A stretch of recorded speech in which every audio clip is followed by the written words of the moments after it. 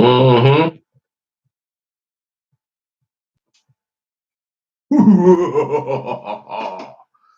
They want to be like Carl. Oh, yeah. The writing's on the wall. The writing's on the wall.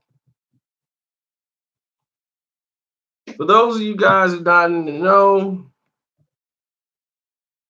let me just tell you like this. They have stacked the deck.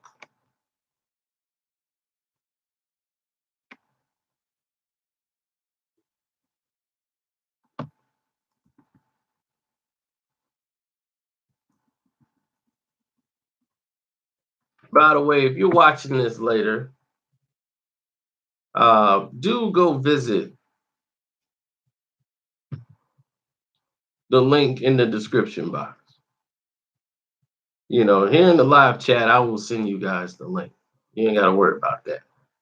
But for the rest of us who are watching this later, who's not on the live chat, click in there, go leave a message, have your message heard by us, so therefore it get delivered to you in its proper perspective.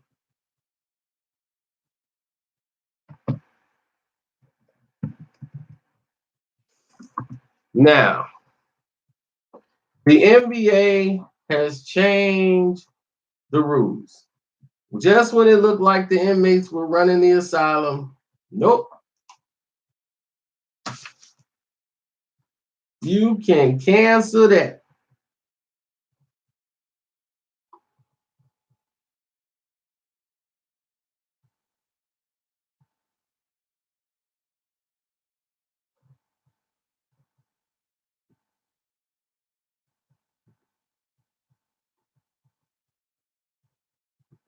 Yep.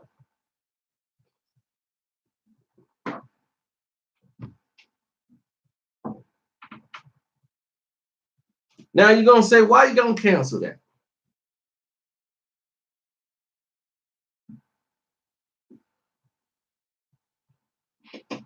Well, the NBA, in their infinite wisdom, decided that the league was taking too long. It was just too much time being wasted in the game.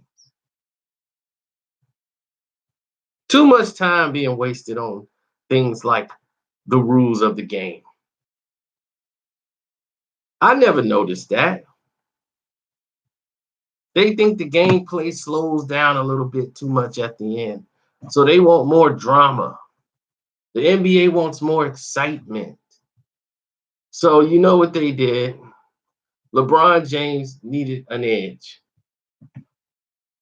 This all comes down to LeBron and the players' union. This rule is not needed for Golden State.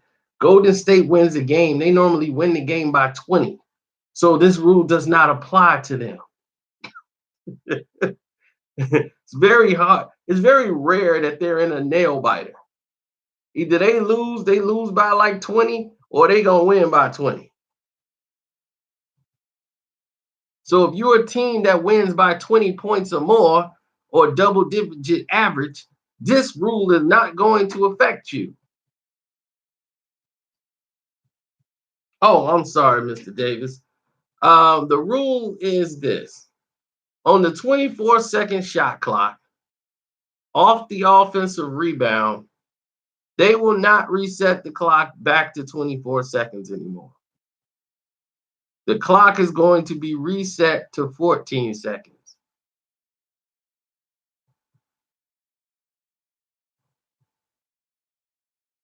Now, that's 10 seconds off the clock. Now that makes the gameplay goes a lot faster.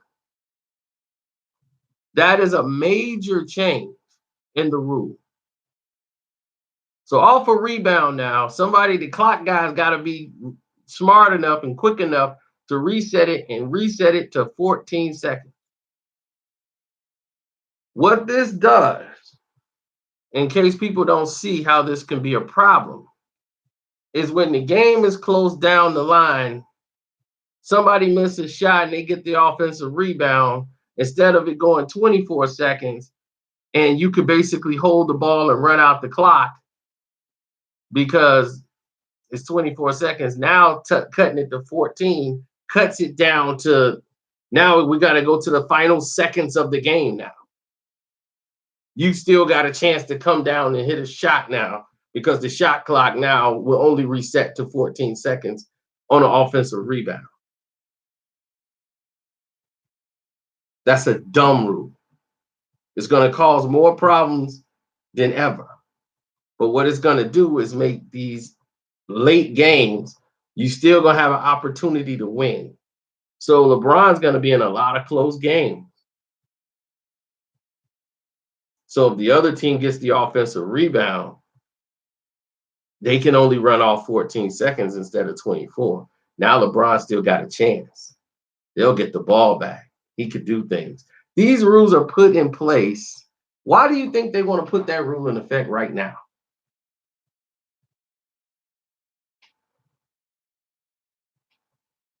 Was Cleveland a great rebounding team when LeBron was out there? No, they wasn't.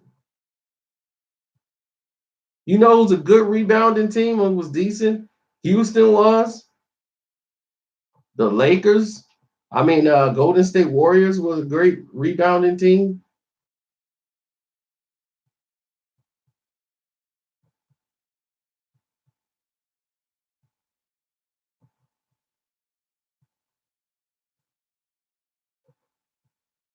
So you see, Marcus Scott, they will do anything in their power to keep LeBron James winning.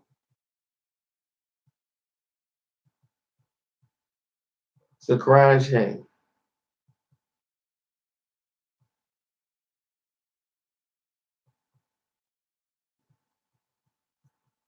Because statistically, you have to see who this rule really helps. This is not a rule to help Golden State. This is a rule that would hinder Golden State. This rule would help teams like Boston, the Lakers, teams who are scrappers, scrappy teams who are going to be in the thick of it. They're close. Game is tight. They're going to need those extra seconds. And now you got 10 extra seconds to work with. So this actually going to make the game longer. So instead of the game being able to be ran out on an offensive rebound, now they can foul you again. And now they can only, or you don't even have to foul. They can only run off 14 seconds.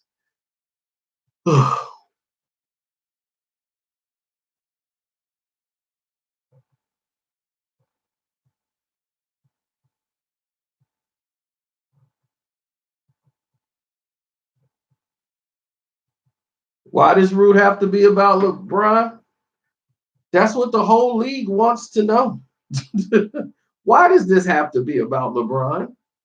Because we're smart enough to understand that all of this is about LeBron.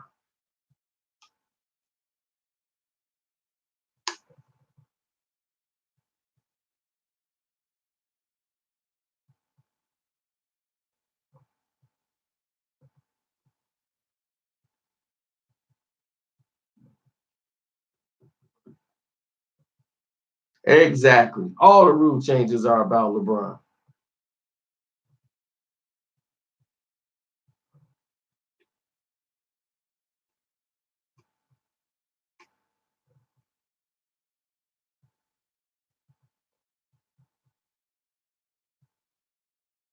Defensive 3 seconds was about LeBron. Everything.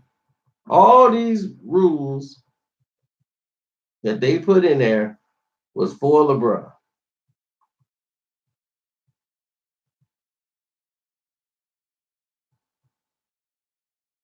What if Steph and KD get hurt? What about Houston? What about OKC? What about Minnesota? Teams that are better than the Lakers. What about Portland? Teams that are better than the Lakers. Think San Antonio still won't beat the Lakers?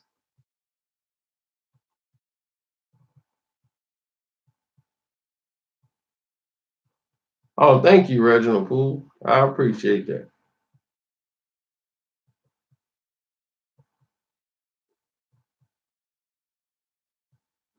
Like I said, you want to leave me a message, leave it here.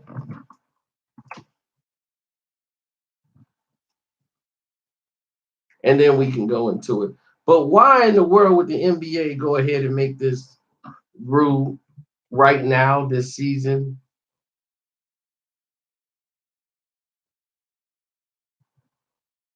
What would be the point?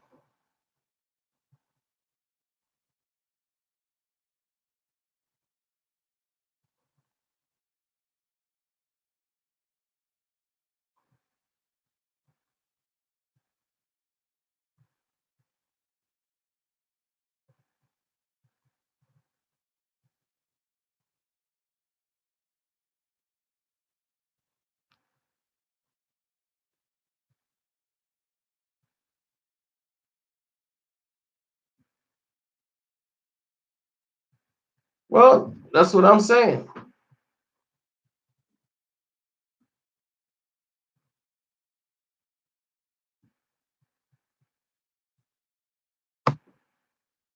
Now, I didn't even talk about what happened up at UCLA, KD, LeBron, and Kawhi Leonard. I heard Kawhi Leonard block LeBron's shot, D'd him up. Then next thing you know, they switched it up and LeBron played with Kawhi.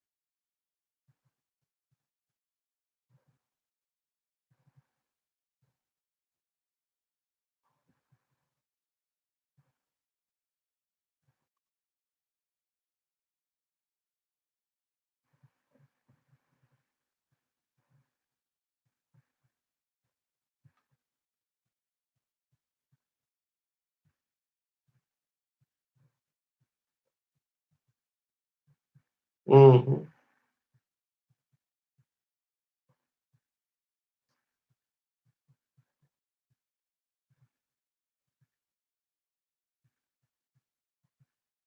I said he was the ball boy. I'm gonna check and see if anybody left me a message.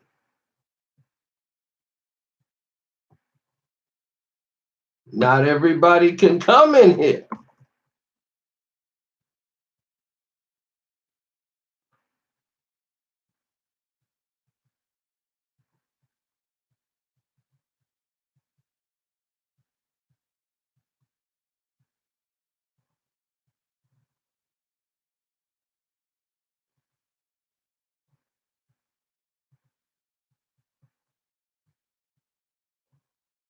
Let me see.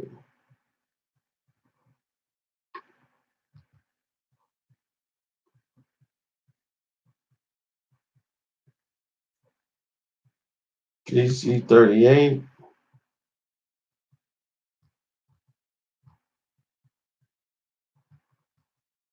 Okay, I see you. I see you. I see you.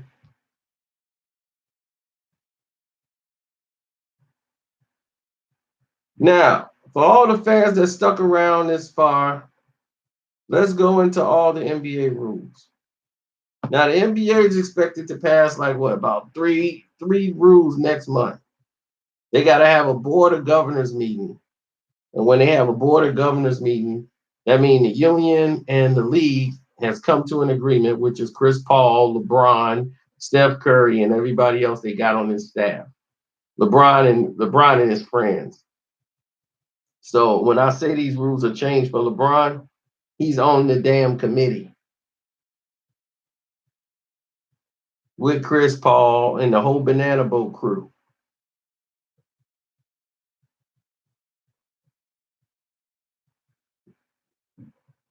Now, I told y'all about the offensive rebound shot clock being reset to 14 seconds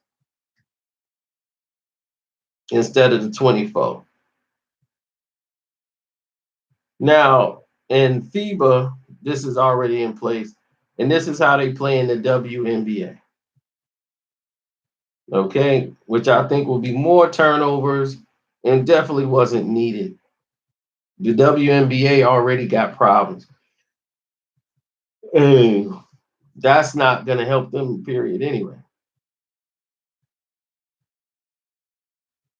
Now, people are talking about clear path fouls. One, because LeBron James got a foul overturned in the NBA Finals. You remember that, right? In game one of the NBA Finals, that happened. So now they want to get some explanations or some changes to the clear path foul.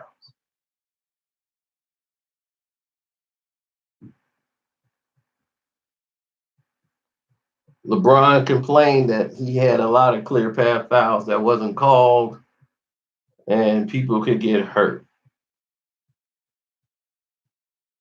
And what's a clear path foul is really up to the referee's discretion because now they're trying to work out, okay, well, we need a clear path foul. We need some, simplification as to what it is and actually stick to it.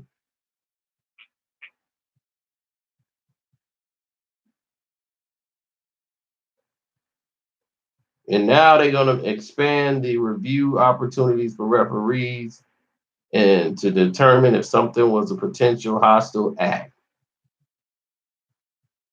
So now we're going to see a whole lot of different, is this hostile, which is definitely going to be a big problem.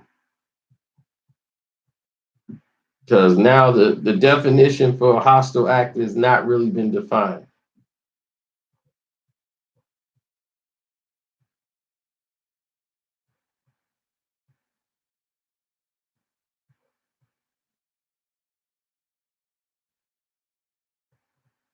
One, because players like Carmelo Anthony last year was thrown out of the game and it wasn't a real hostile act at all.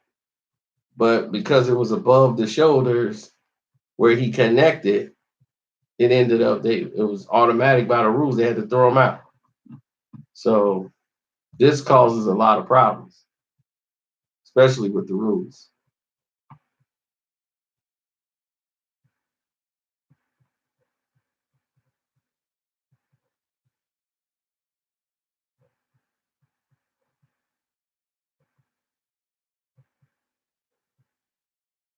So out of all these three rules, the only one that really will get anybody attention is the resetting of the shot clock to only 14 seconds off the offensive rebound. That is why I brought that up because that rule change is more likely to be damaging. The other stuff is more of an explanation of the rule that's already in place.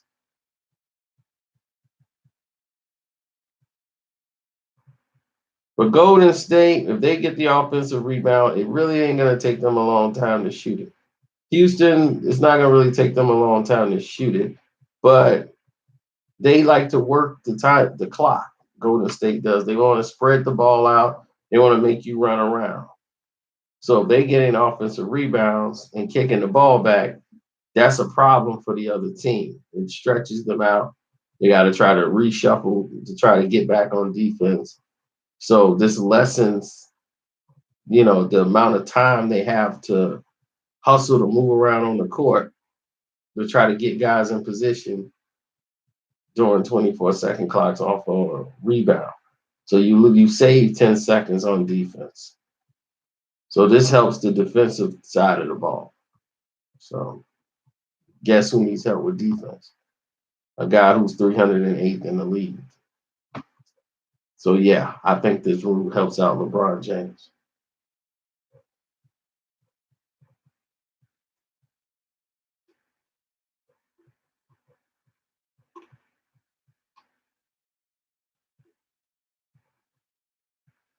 Mark Jackson is the guy they would probably bring in because Mark and LeBron, he's a player's coach. He will let LeBron run the team how he wants. He doesn't really practice. He don't really run practice. So LeBron will run it the way he wants. He'll run it just the way he's always run everything, laid back. And that's the way LeBron wants it. He wants to run the team in his own image. So all Luke Walton has to do is just stand there and make substitutions. LeBron's going to tell you when he wants out the game. He's going to tell you who he wants on the floor and at what time. Now, the only time they'll have a problem is if he goes against LeBron. Ty Lue, look at him. He was the coach all those years, all 4 years. Do you know why? Because he knew at the end of the day, LeBron is the reason I have this job. So whatever Bron say, I've got his back. We got to make sure Bron's straight. And that's all LeBron wants. Let me know I'm straight. That's why he can't play for a coach. He got to have a coach with no experience. Every coach he's had has had basically no experience because he doesn't want to play with a coach with experience. He can't do it. He can't allow himself to be coached.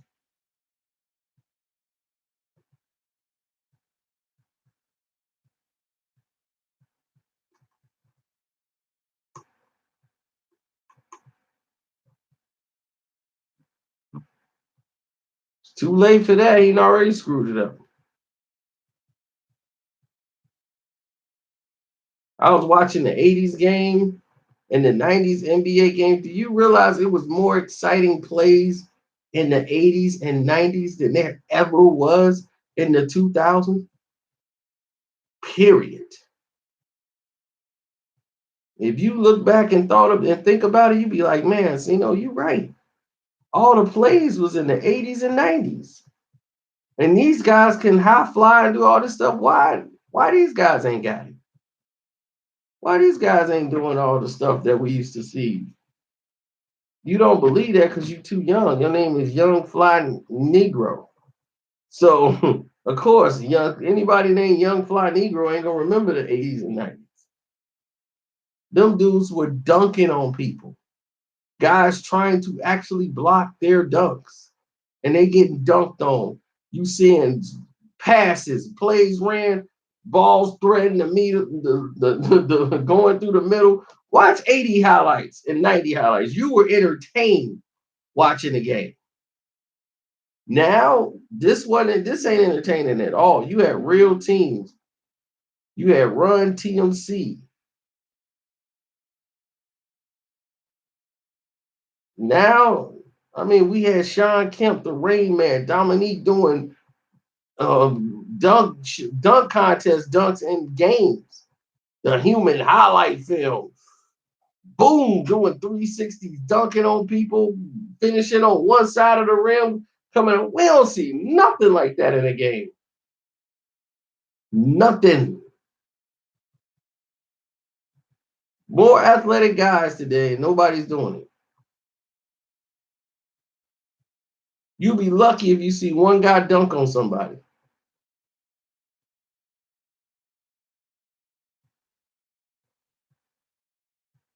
Back then, that used to happen. It'd be 3, 4 guys getting dunked on.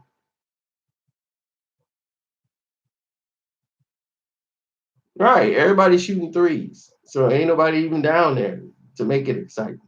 Nobody's really passing no more and fooling the defense and threading the middle, throwing passes. They just like somebody's open. All right, there you go. Do your thing. No skill to the passes, no look offs, nothing. This league is completely a worthless, pathetic layout compared to the 80s and 90s. It's not even close. All you gotta do is go watch the games. Watch the games, watch how it's played. You start seeing team ball, team communications, everything. Now you just got, I don't know.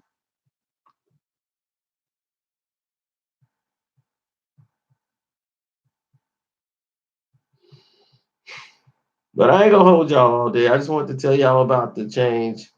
And definitely go leave me a message. There it is. There's a link for y'all. Leave me a message in there and make a donation. It could be $1, it could be $2. Just show your support for the page. Yeah, I'm about to go lay it down. Done a lot of work today. I'm tired. Deuces.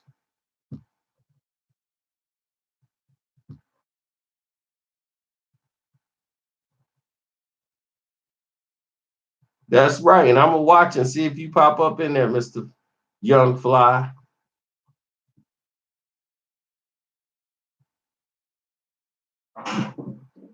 Get rid of this comfortable chair. Are you kidding? You feel this cushion? I'm going to go to sleep in this chair. I'm going to kick back. It's a Godfather chair. I'd be like,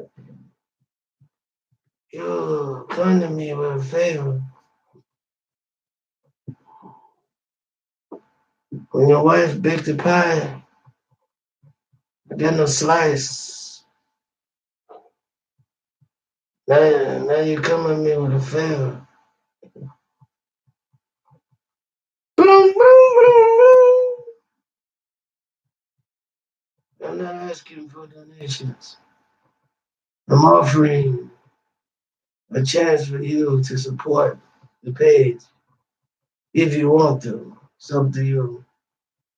You can leave me messages. There's going to be things in it for people. This is why I build a platform.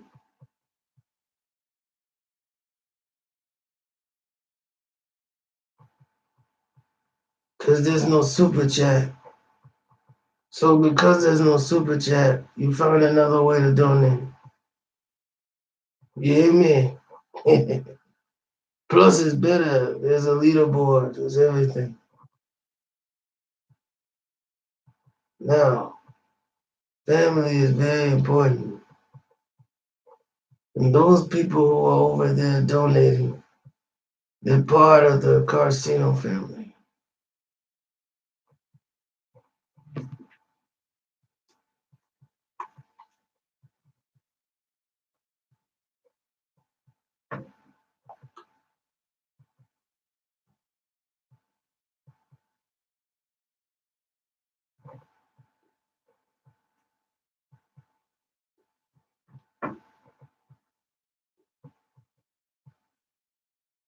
Hey, I don't know.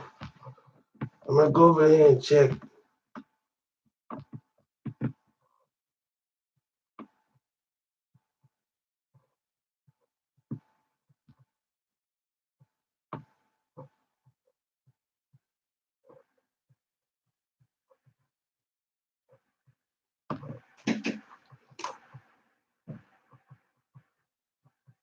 Let me check the dashboard.